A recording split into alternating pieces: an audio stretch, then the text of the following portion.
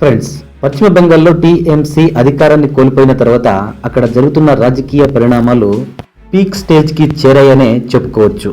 అక్కడ జరుగుతున్న రాజకీయ మార్పులు సినిమాకి ఏమాత్రం తీసిపోవు. మన భారతదేశంలో ఎన్నో ప్రభుత్వాలు వస్తాయి పోతాయి, కానీ ఈ స్థాయిలో రాజకీయ పరిణామాలు ఏ రాష్ట్రంలో కూడా జరగలేదు. బహుశः జరగదేమో కూడా.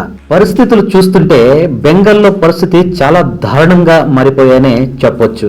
ఎందుకు మళ్ళీ ఇలాంటి పరిస్థితి ఏర్పడుతుంది అంటే అభిషేక్ బెనర్జీ వ్యతిరేకంగా కొన్ని ఘటనలు జరిగాయి.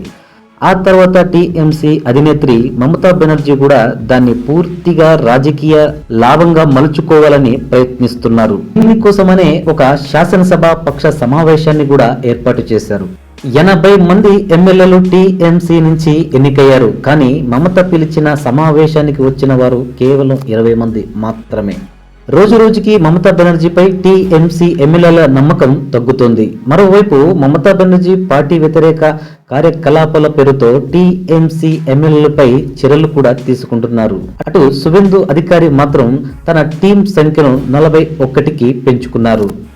ఫ్రెండ్స్, ఇది మొత్తం కూడా బెంగాల్ రాజకీయ భవిష్యత్తుకు పెద్ద డెవలప్మెంట్ గానే కనిపిస్తుంది. అసలు వెస్ట్ బెంగాల్లో ఏం జరుగుతుంది? ఎమ్మెల్యేల కథ ఏంటి? మమతా బెనర్జీ ఎమ్మెల్యేలపై ఏ చర్యలు తీసుకుంటుంది? ఇవన్నీ విషయాల గురించి మనం ఇప్పుడు తెలుసుకుందాం.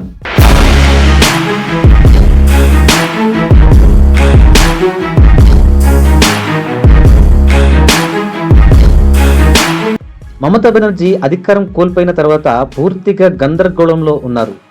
అధికారం లేకుండా ఒక్క రోజు కూడా గడపడం కూడా మళ్ళీ రాజకీయంగా బలపడదాం, పార్టీని బలోపేతం చేద్దాం అనుకుంటూ ఆమె ప్రయత్నిస్తుంది. కానీ ఆ గ్రిప్ దొరకడమే లేదు. ఆమె మాటను ఎవరు వినడం లేదు. పార్టీ ఆమె చేతి నుంచి జారిపోతున్న అన్ని సూచనలు అయితే అక్కడ కనిపిస్తున్నాయి. ఒకప్పుడు టీఎంసీ నాయకులు మమతా బెనర్జీ ఆదేశాన్ని తలపై పెట్టుకుని ఊరేగేవాళ్లు. కానీ అదే టీఎంసీ నాయకులు ఇప్పుడు మమతా బెనర్జీని సీరియస్ గా తీసుకోవడమే లేదు. ఫ్రెండ్స్, ఇక్కడ విపర్యాసం ఏంటంటే మళ్లీ పార్టీపై కంట్రోల్ తెచ్చుకోవాలంటే ఒక ఉద్యమం అవసరమని ఈ మమతా బెనర్జీ భావిస్తున్నారు. ఏదో ఒకటి ఇష్యూ క్రియేట్ కావాలి. అప్పుడు మమతా బెనర్జీ మళ్లీ వీధుల్లోకి వచ్చి ఉద్యమాలు ప్రారంభిస్తారు. పార్టీ నాయకులందరూ మళ్లీ ఒక్కటవుతారు.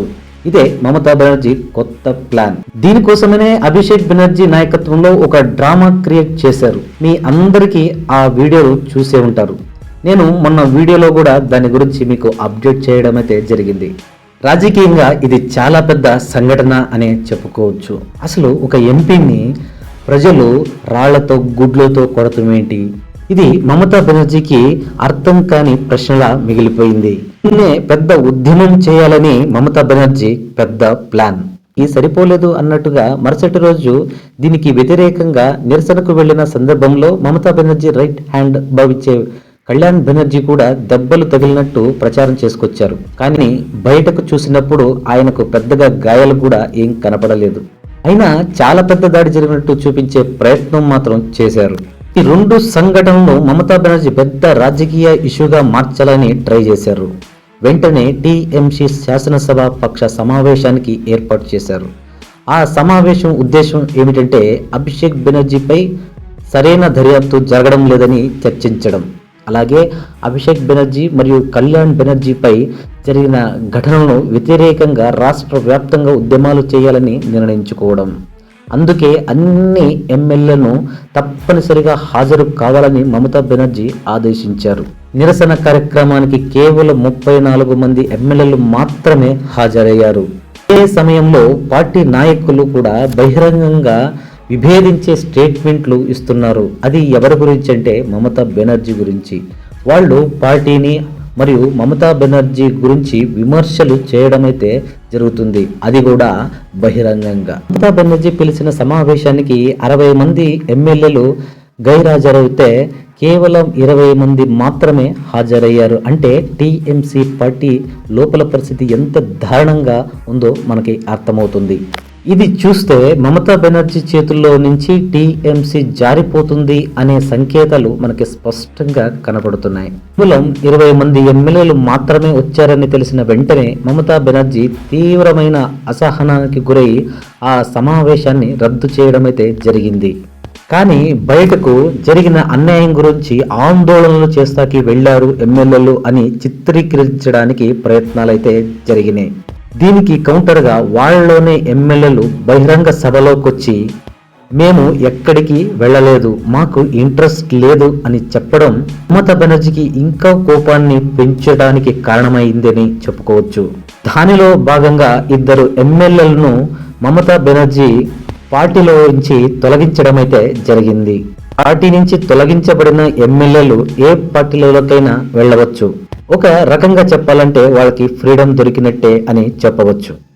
ఈ తొలగించిన ఎమ్మెల్యేల నుంచి బీజేపీకి ఎలాంటి ప్రయోజనం ఉండదు, వాళ్ళని తీసుకొని కూడా తీసుకోదు. ఒకవేళ ఎంపీల్ని పార్టీలో నుంచి తొలగిస్తే బీజేపీకి అనుకూలమయ్యే అవకాశాలైతే ఉన్నాయి. వెస్ట్ బెంగాల్లో రాజకీయ పరిస్థితులు ఎలా మారబోతున్నాయో. ఫ్రెండ్స్, మరొక ఇంట్రెస్టింగ్ వీడియోతో మళ్ళీ మిమ్మల్ని కలుసుకుంటాను. అంతవరకు సెలవు. జై హింద్.